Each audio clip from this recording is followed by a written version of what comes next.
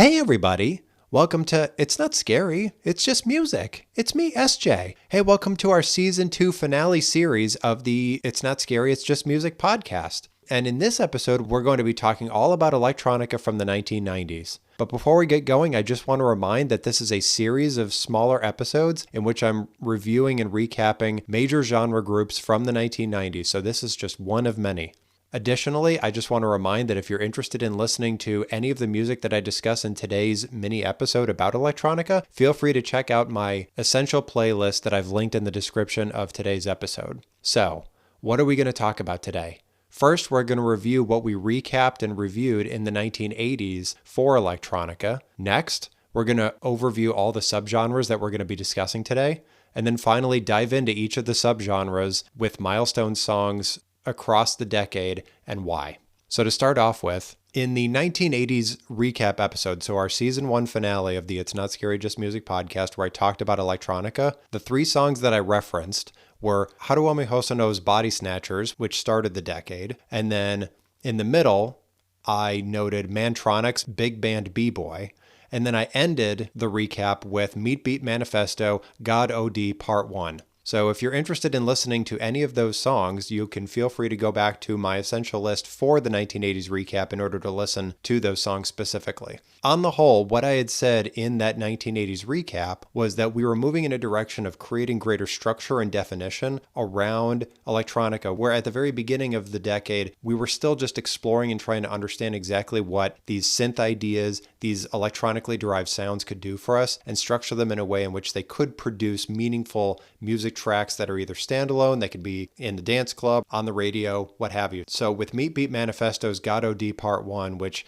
I think at this point we could probably very clearly define as early acid house, we just started to lean further into that as we started to get into the 90s. So what do we mean by that? So that track and the rest of that album meaningfully launched us into a multitude of different ideas that were certainly being played with during that moment, but really started to take shape as we got further into the 90s, such as the subgenres that I'm going to discuss today, which are house, jungle and drum and bass, trance, and techno. All four of them have very distinctive ideas behind them. All four of them evolved into very distinctive directions that are very separate from one another. And they all have their different trajectories and place in the greater electronica sphere. So to start off with, let's talk about house music. So for house music, you might remember from towards the end of season 1 that I was talking about how house was just incrementally starting to emerge here and there. I think I mentioned and noted the track I'll House You by the Jungle Brothers. So house music was just barely starting to become a thing and launch out of the gay nightclubs in the 80s and actually start to find its way onto the radio. And so as a result, the origins of house are essentially an evolution off of disco, in which we're combining disco elements with some synth music and electronically derived music to create more evolved dance music. And very shortly, that house music found its way to Europe, and it found its way into Euro discotheques, and it started to evolve the entire field of dance pop music, regular pop music, by infusing house elements into it. And then house in itself started to take vastly different forms when more and more DJs in Europe were starting to become house DJs in discotheques in Europe. And with all of that opportunity came untold creativity. And so there started to be this huge movement and wave of DJs that were not just creating their own tracks, but remixing non-house tracks and putting a house spin on them so that they could be played in that non-stop dance track sort of rhythm in the club for an entire set. So it just created not just all of this really great straight ahead house music, but also traditional pop music, dance pop music, Euro pop music that was remixed to be more of a house bent. Which, again, that entire remixing culture also came about in the 90s too. It was a huge, huge, huge moment, and it all started with house, really.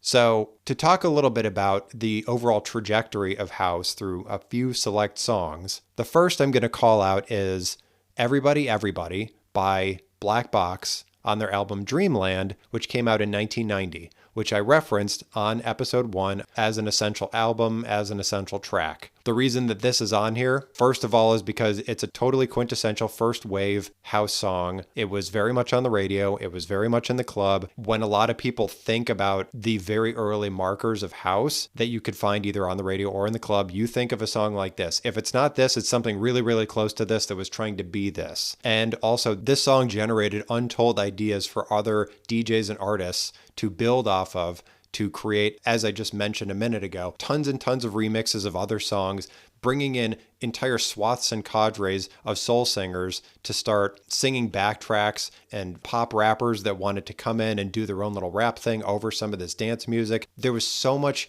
money and energy and creativity that was generated off of almost exactly like this, if not this specifically. And so that's why this is at the very beginning of where house's journey starts in the 1990s, and not just speaking on the fact that it happened in 1990. Next is What Is Love by Haddaway on Haddaway the Album, and it came out in 1993. I think that most people who are thinking about house music probably think about this song, and not necessarily just because it was used in Saturday Night Live by Will Ferrell and Chris Kattan in their Night at the Roxbury regular sketch. It was also beyond that a totally quintessential house song of the moment, and it's actually second wave house because Haddaway has very clearly evolved the ideas of Everybody Everybody into something a little bit more structured than just the straight ahead nightclub, dance club, discotheque ideas that Everybody was still focused on in 1990. Haddaway in this case has created something that absolutely can be played in the club and was played at length in the club,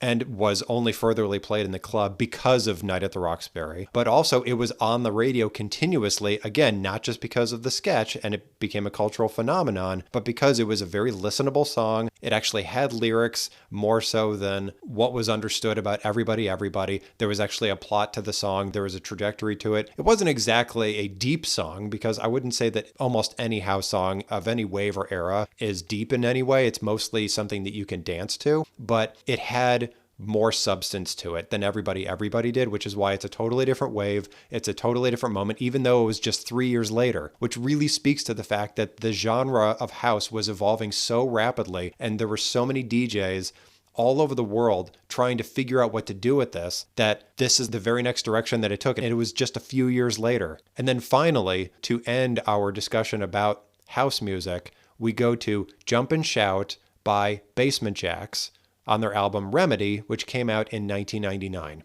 This track is actually interesting because of the three major tracks that were on Remedy by Basement Jaxx, this I think is the least or a lesser known of the three popular ones that came out on this album, because beyond this there was also Red Alert and Rendezvous. Jump and Shout to me is just a better, clearer example of what Wave 3 house music is. So it's been 6 years since What Is Love by Haddaway has happened, so 1993 to 99, and you can hear in Jump and Shout how the structure has changed aggressively. The technology that's used, the mixing that's used, it's so much cleaner. It sounds less R&B-esque. It's got a finely polished sheen to it. It certainly has R&B elements, but it's so well integrated into this sound machine of electronically derived sounds and remixing and utilizing of samples that it's just almost flawless. And the way that it's executed is also so impeccable that it's utilizing some of those electronically derived sounds, some of those synth sounds, in order to create intrigue and anticipation in the song, where with Everybody Everybody and What Is Love, there is no real anticipation. It's just an ongoing chugging, churning machine in which you're dancing and dancing and dancing and dancing, and it just kind of goes and goes and goes and stays at approximately plus or minus 10% of what it is, just so that you're constantly in that groove, constantly moving, constantly dancing. With Jump and Shout, though, it's actually starting to do that thing which becomes much more prevalent in certainly house, but also trance music and two-step, dubstep, all of those far-flung subgenres of dance electronica that comes far in the future, where the track is starting to build anticipation and anticipation and anticipation of eventually some kind of blow-off in which they drop the beat and you can just really dive into the dance. Jump and Shout does that. And so because of that, you can see that evolution of Everybody Everybody, where they were still incorporating some R&B elements. There was dance to it. It really felt like it was very much in the club, but somehow it managed to figure its way out onto the radio. What Is Love seems like it's that good balance between you could find it on the radio, you could find it in the club, and they both have a good place there, and it doesn't feel like it's overbalancing one or the other, and it became a totally cultural phenomenon. And then with Jump and Shout, It seems like it's going back to the club a little bit, but it's so obviously a track on an album that you could just sit down and listen to and groove yourself. You're not going to find it on the radio necessarily, but it does have that IDM electronica component where you could just sit down and listen to it in your house and be grooving and jamming with it all by yourself, and that's still totally acceptable. And it does have that anticipatory building of tension in the song until the eventual blow off, which neither of the first two songs has, so that's a total evolution too. So check those 3 tracks out. And if you haven't been listening to them as I've been discussing them in order, feel free to pause this right now and go listen to those 3 tracks in order, because you should be able to hear how there is a thread that weaves among all of those 3 tracks that leads to one another. And you could even listen in Everybody, skip What Is Love and go to Jump and Shout, and even still hear some of that tradition that carries forward across this entire decade to create all 3 waves of house that came about during the course of this decade. So next, we're going to talk about jungle and drum and bass. So you heard a little bit of jungle in the early 80s, which we didn't talk about too much, and it was early precursors to drum and bass. And what jungle was at that time was approximately just using either dub ideas or hi-hat or snare drum ideas to create heavy beats. So proto-jungle, one might say, is something approximately akin to dub that was just sped up a little bit. But you can find little tiny markers of jungle here and there in the late 80s. And Meat Beat Manifesto's God O.D. Part 1 had a little bit of that in there, but it didn't really start to take shape for a few years after that. So what do we mean by jungle and drum and bass? So the entire saga of jungle and drum and bass in the 90s is that as electronica artists started to discover that there was some opportunity walking away from strictly house-related ideas. So using all those harmonies, using the singing, the rapping, taking all that stuff and leaving it by the wayside and focusing just on the beat and how interesting the beat was, and we can make the beat just stand on its own and still have quality. That's approximately when drum and bass started to find itself as a slice off to everything else and become defined as its own thing. Eventually, those ideas started to pull away even further from all other genres, in particular towards the middle period of the 90s, in which a few key artists started to realize that drum and bass / jungle could be used to mimic jazz elements. So the jazz drum solos from your average jazz record, jazz band, whatever it is, could be mimicked in drum and bass. And so you could start to put those 2 ideas together, in which you're creating those really serious drilling drum kits that are electronically derived, but you're able to then utilize jazz samples or even play jazz music live or utilize recorded jazz samples to put together these forward-leaning, future-oriented, electronically derived jazz pieces that were their own totally different thing, which was a whole different wave of drum and bass, because we've walked away far enough from its house origins towards it just being seriously about, let's have a bull run through a drum shop and just start hitting everything in sight as fast as they possibly can, because that was sort of the second trajectory of drum and bass, where it started just taking out all the melodies and just leaving the rhythms in the bass, and then let's just triple that up, quadruple that up, 10 times that up, and just make it as cacophonous as possible with drums. And then we realized we could do something with jazz. And then after that, it started to even out a little bit and become a little bit more distinctive, in which there was this balance of, we're going to do a little bit of jazz, we're going to do a little bit of stumbling down a flight of stairs wearing a drum kit, a little bit of rhythms, and put it together into this one package that seems more polished and more like it has a clearer perspective to it. So less experimentation and more, we're really certain that this is what it's going to be. So having said that, let's talk a little bit more about specific tracks that help paint this picture a little bit better so that you can go listen to them. So before drum and bass really became a thing, there was this proto-marker that existed in the following track, which was Swan Vesta by Music, with a mu, not mu, but the actual symbol for mu, on the album Tango Invective in 1993, which we did talk about in that episode of Season 2. So this track is super interesting because it very clearly has house elements, but it's also mostly focusing on the drum and bass components. So it's like 70% drum and bass and 30% house. So it's very obviously starting to walk away from what house was delivering and focusing more on this other new thing. So that's why it's a little bit before drum and bass was officially defined, which actually happened in the very next year.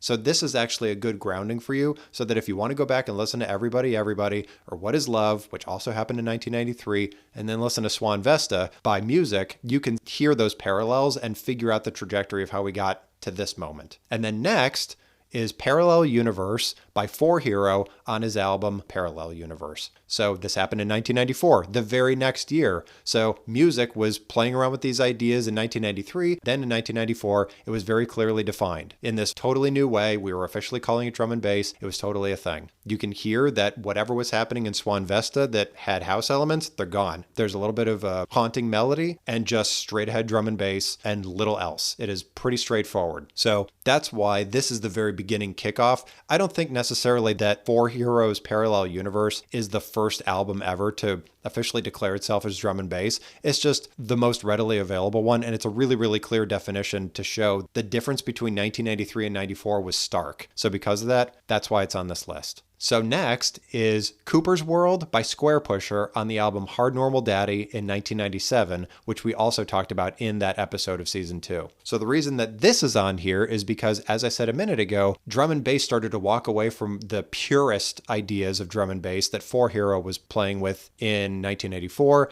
everything that happened between 94 and this moment, and then Squarepusher came out with Cooper's World on Hard Normal Daddy, and he was basically declaring that we could be using drum and bass in a much more thoughtful way other than, as I said, just falling down the stairs wearing a drum kit, and that's what it is. It could be the new approach to jazz music that will change the face of the music world forever. I don't know if he actually thought that it was that lofty, but it is basically that idea. He's saying we could use electronically derived music and drum and bass to create a whole new musical universe around jazz. How exciting is that? And it certainly took hold because the next several years, so many people were following in that second wave of jungle and drum and bass, in which it was just all about, let's turn this thing into jazz music a little bit and see how far we can push it. It was a really exciting moment for electronica because it was giving life to a genre in jazz that has always bucked definitions, bucked trends, bucked waves and evolutions,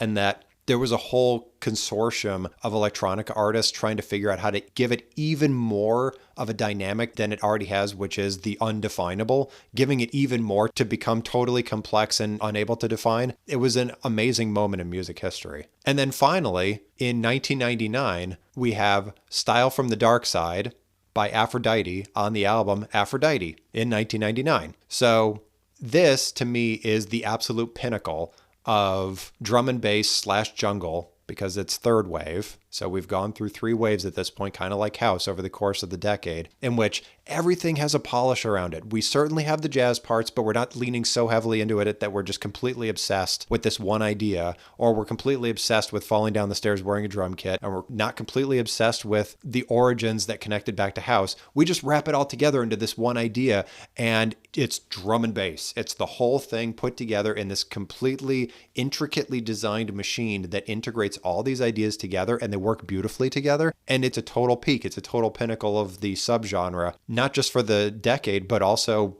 henceforth. I'd like to believe that from here, in this moment, if there are further evolutions of drum and bass and jungle, which we'll start to explore when we get into season 3 in the 2000s, I'd like to believe that this track right here, this album by Aphrodite, is a launching pad to whatever comes next, because I'd like to believe that he did such a great job around coalescing all of these ideas together that, much like Nirvana's Nevermind in grunge, it catalyzed everything together to create a completely new launchpad for totally new ideas within the genre. So because of that, it's a really great way to capstone the entirety of the jungle drum and bass experience from the 90s.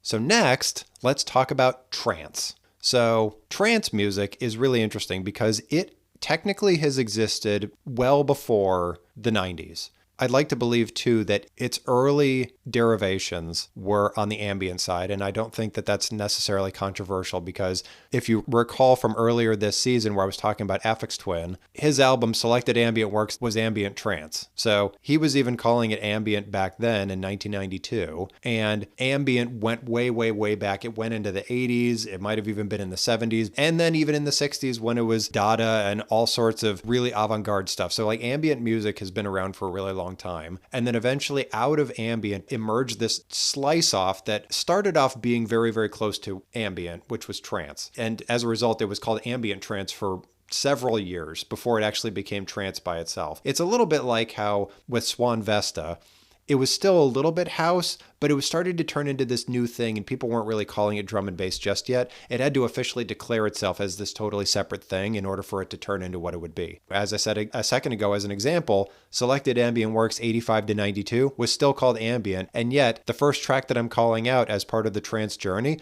is Extol by Aphex Twin on the album Selected Ambient Works, which came out in 1992. So he collected all of these tracks that he worked on as part of this album between 1985 and 1992. So even he was working on this stuff in the mid 80s. So just as a frame of reference, the audio sample that was used for Extol came out in 1986. So I'm not totally certain when Extol actually was created, but it was obviously created sometime after 1986, but before 1992. So the beginning of trance that I see was sometime around this moment in which at least Aphex Twin and probably other artists that were like him but maybe lesser known or lesser regarded, because Aphex Twin is in a totally different place unto himself, that when he created this, he decided that he didn't necessarily want to create strictly something that was just ambient, because what we consider to be ambient music, coming off of the ancient new age ideas of the 60s, 70s, 80s, was just ambient noise that you could use to meditate to focus with, to just become zen and one with the universe just by utilizing ambient noises to focus or unfocus your mind. The thing about trance music, though, is that artists like Aphex Twin started to create some structure around them and some directionality, some beat to them, and some substance, where it didn't necessarily seem like it was just errant sounds and noises that were designed to focus or unfocus your mind. Artists like Aphex Twin perceived that there were opportunities to create that structure and directionality to this concept overall. And as a result, tracks like Extol created that directionality that allowed us to start having this conversation about what trance is or what it can mean. So that was the very, very beginning, at least as far as our conversation goes. And that is very clearly defined as first wave trance music. So next, let's talk a little bit more about second wave trance music. And I have two tracks for you that help paint the picture. One came out in 95, one came out in 96. So in 1995, the track I'm going to call out is Clipper by Autechre on their album Tri Repete. So this track it's very long, which actually kind of follows the ambient idea from a few years ago, but there's so much more structure to it, even that Extol had. So because of that, it's creating this whole new wave in which whatever directionality Aphex Twin was playing with in 1992, Autechre is taking it in a completely different direction and creating so much more structure around it than there was before. There's a bit more of a beat to it, so it started to get a little bit of a rhythm to it that didn't really exist with Extol so much. So Clipper has a little bit of a beat to it, not too much though, but it's still very haunting, like the ambient, dark ambient / trance tends to be in the early stages. So Extol had that sort of dark ambient sort of idea to it, and Clipper has that idea as well. But the beat is starting to become more present, more prevalent. The structure is increasing. In 1996, the track we're going to talk about is Shutdown by LFO, the Electronica duo and not the boy band, on their album Advance, which we talked about in the 1996 episode. This happened just 1 year later, and you can hear the difference between Clipper and Shutdown, in which Clipper has certainly some structure and it has a beat to it, but Shutdown also has that ambient dark music to it, but it's got a really charging beat. It's got a very syncopated beat. It's got a little bit of a dance component to it. You can really kind of bob your head to it in parts. It's still dark. It's still a little bit ambient, but you can really bob your head to it. So it's starting to go in those directions of being a little bit more of a dancey idea in trance, which is what trance eventually becomes, is it becomes this dance idea that started off just being a slice off of ambient music and dark ambient music. And then it's just started to find structure and structure and structure. And it became dancier and dancier and dancier and dancier until eventually in 1999, Daruda came out with Sandstorm on his EP Before the Storm. So this is a very, very, very, very, very, very, very popular track. I think it's actually kind of a meme track that a lot of people harken back to. Sandstorm by Daruda is a pretty quintessential trance track of Wave 3. And you can listen to it and hear it and go, gosh, this just sounds like dance music. And the answer is yes, it is. It is basically just dance music, because the thing is that trance music became less about meditation and focus, and it became more about grooving. It became about grooving, and maybe you were on LSD, maybe you weren't, but it was the idea that you weren't necessarily in a meditative trance, but you were in a dancing trance. And so this idea of transitioning away from the meditative and the introspective towards the externalized and the club was a really interesting journey that trance took over the course of the 90s, right? If you go back and listen to Extal and then go back and listen to Sandstorm, they sound almost nothing alike. There's a little bit of a connection point between them. Like Sandstorm does have some ideas and markers about dark ambient that you could harken back to an Aphex Twin from Selected Ambient Works of 85 to 92. They're a little bit there, but it took going through those successive waves of going through wave 1, wave 2, in which we infused a little bit of dance and a little bit of structure to it, finally going into wave 3 where it was just straight ahead dance music where you were grooving with it. And it's different than house music, right? Because listening to Jump and Shout by Basement Jaxx and Sandstorm by Deruda, both of which came out in 1999, they're totally different ideas, totally different. And a thoughtful electronica listener can detect the difference between what house music sounds like in 1999 and what trance music sounds like in 1999. Both can be found in the club, both can be found in Ibiza, but they are in different venues doing different things. But you dance to both. Isn't that interesting? I find that to be so intriguing, the massive journey that trance took over the course of the entire decade. It's so exciting to me that we get to look at these subgenres in these macro ways because of stuff like this, where you can just stop listening to me for a second and go listen to these 4 tracks right up against each other and just hear the journey. Go on the journey with trance music because it is absolutely wild. So finally, let's talk about techno. So the origins of techno started when you had DJs and MCs who were taking breaks from funk tracks, from R&B tracks, from disco tracks, and the like, and isolating them and repeating them over and over and over again to allow rappers the opportunity to rap over those breaks. I think we talked about that at length in our 1980s episodes when we were discussing rap, that you had, in many cases, the MC, who was the one that was doing the calling, doing the rapping at the house parties, and then in many cases you also had a DJ who was finding those breaks in those tracks to give that necessary beat for the rapper to rap over. So the way that techno started to emerge over time is that DJs incrementally found greater opportunities to just repeat those certain breaks over and over again and layer them on top of one another to create music that was totally separate from turntablism, certainly different from whatever was happening in rap, and it just became its own thing. And with artists like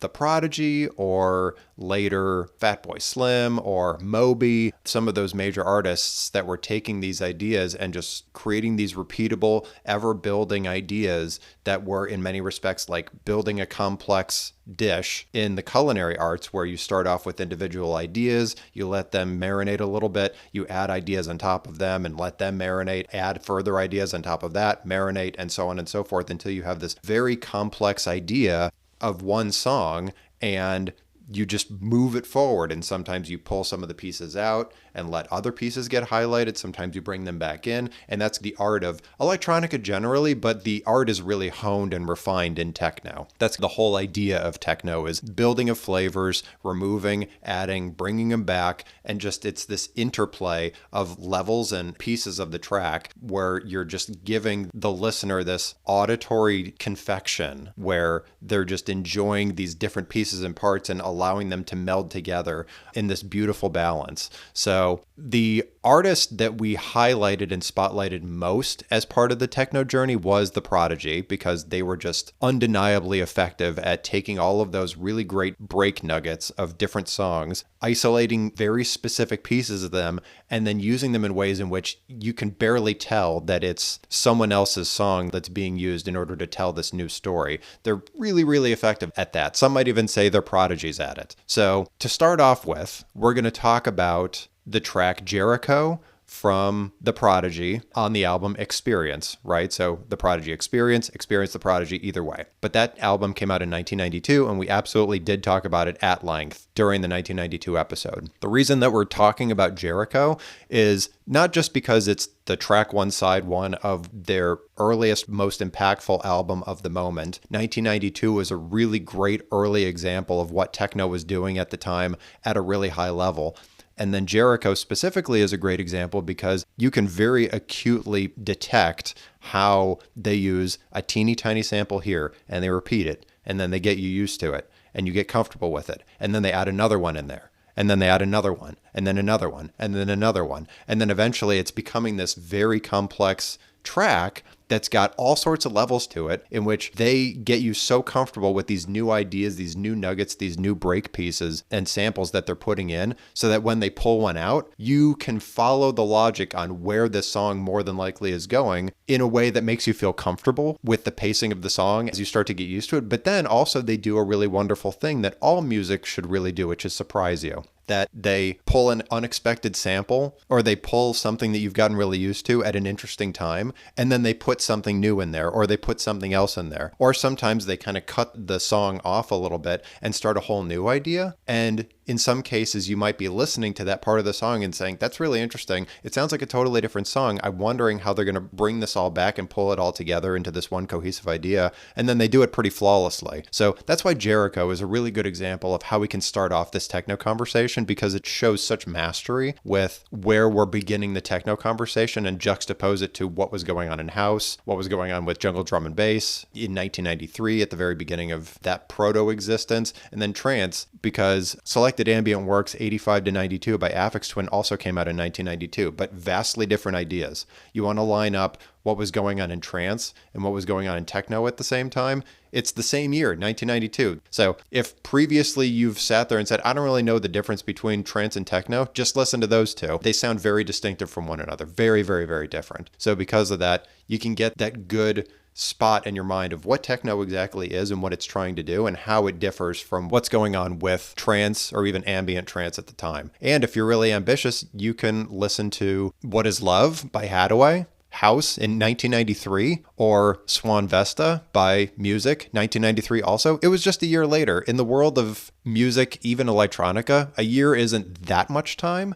So because of that, you can really hear that all four of these ideas, house, jungle drum and bass, trance, and techno, very, very different from each other. Where unless you are a seasoned electronica listener, maybe you really didn't know that there were these nuanced differences between the two. But I'd be willing to bet that if you played those four tracks, What Is Love, Swan Vesta, Extol, and Jericho, one after another, you can hear that they're all very, very different. So just giving you that frame of reference. So next, we're going to talk about Breathe, also by The Prodigy, on their album The Fat of the Land, which came out in 1997, so 5 years later, which in the world of electronica, 5 years is a pretty good amount of time. So because of that, we can detect considerable evolutions from Jericho to Breathe. Breathe sounds like it's even more its own idea. It sounds even less like we're borrowing samples and breaks from other records, other tracks, where Jericho a little bit sounds like turntablism. It sounds a little bit like we're pulling stuff from other people. Breathe sounds like its own entire thing, like The Prodigy invented all of these sounds themselves,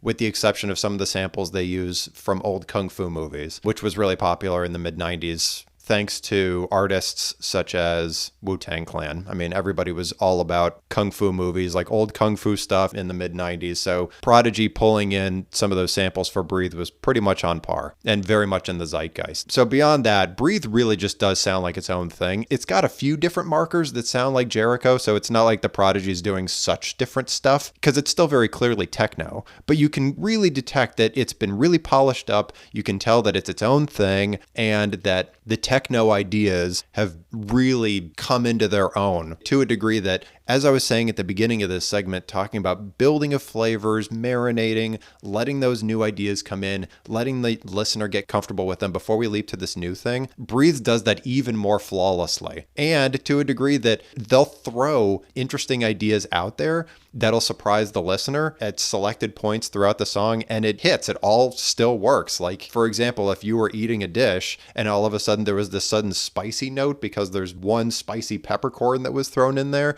just for dramatic effect, and it totally still works with everything else. It's creative genius how they manage to figure out how to start tiny, build these ideas, get you comfortable with them, add new stuff, drop things out, add new ideas, and then merge it all together for a grand finale, because that's what techno and The Prodigy are all about and do best, which is that eventually a really good techno song will culminate in a big blow off, like a grand finale of fireworks, where it's just pulling in all the ideas that we've been playing with for the last 2, 3, 4, 5, 6 minutes. And it's this grand finale at the end where it brings everything together and the whole idea is fully realized and you're just living in this glorious moment. Techno is really just a fantastic genre, and especially when it's done very well. It's just awe-inspiring to witness when it's being done effectively. And there's a reason that The Prodigy is so well regarded, and despite their very ambitious, some might even say audacious group name, they still managed to deliver on that despite that. So it's wonderful to witness. So Breathe, a huge step forward from Jericho. And again, I would encourage you to go listen to some of the stuff that was happening in the other genres at the time. So we jump a little bit between 93 and 99 in house, so maybe that's not as good of a barometer, but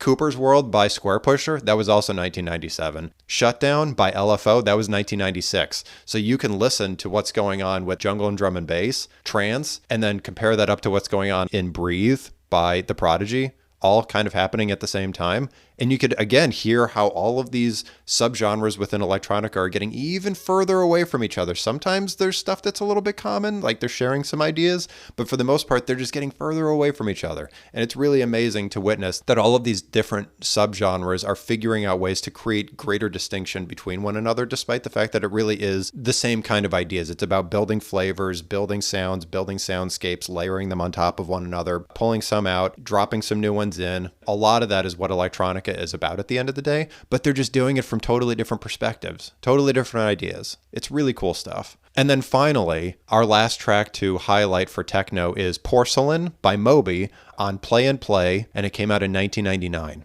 This one sounds very distinctive from The Prodigy, and for good reason, because Moby is considered to be one of the most ambitious techno DJs that was out there at the time, and so Porcelain is a really great example of that. There's a lot more melody there, there's a lot more levels there. We went through the first wave of techno with Jericho, the second wave with Breathe, and now the third wave with Porcelain, where it's much more melodic, it's much more nuanced, it's more dynamic, much like the jump between Jericho and Breathe, between Breathe and Porcelain. Porcelain sounds just like porcelain, like it's perfectly refined china that has all of the intricate weavings and designs, but it was like crafted by a master, that you can barely detect that there was anything going on there other than just these perfect little electronically derived nuggets that Moby was putting together and threading together into this beautiful package. And granted, it doesn't sound nearly as dancey as Jericho or Breathe does, because techno is evolving into these new different ideas. And it's interesting too, because in 1999, there was a lot of dancey ideas that were happening, like Jump and Shout by Basement Jaxx, Style from the Dark Side 99 by Aphrodite, and then Sandstorm by Daruda, all came out in 1999 also. And those three tracks are pretty dancey by comparison, where Porcelain is not necessarily as much. So it's really interesting that as we've gone further into this realm of the building of complex ideas and soundscapes, that Moby has walked a little bit away from where everybody else is going in favor of trying to look towards the future even further, which is just haunting, complex, dynamic, intriguing, a real feast for the ears. So that's why Porcelain capstones the entirety of the techno journey for this moment, because where the other three genres have started to go more dancey, even perhaps pursuing breaks a little bit more, or the idea of borrowing samples a little bit harder to create or elicit their ideas, or even just finding it further in the club, where techno has kind of weaved in and out of being relevant to the club. And obviously Porcelain is not club ready. It's more you're sitting, you're thinking about it, you're processing it. It might be a little bit IDM, intellectual dance music, but I wouldn't say too many people are dancing to this one. I think it's more just really making you think.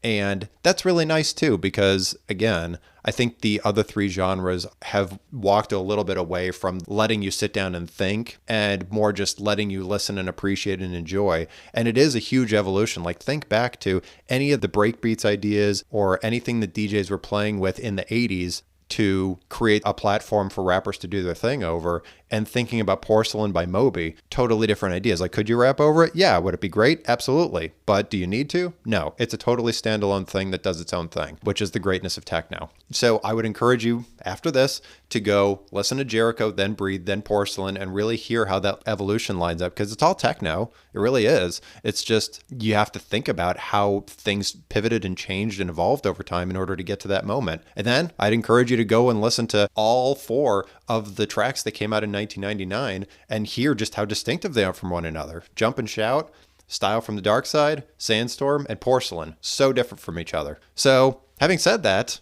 what did you agree with? What did you disagree with? Did you agree that we really should have started with Everybody? Did you disagree that What Is Love should have been anywhere in here?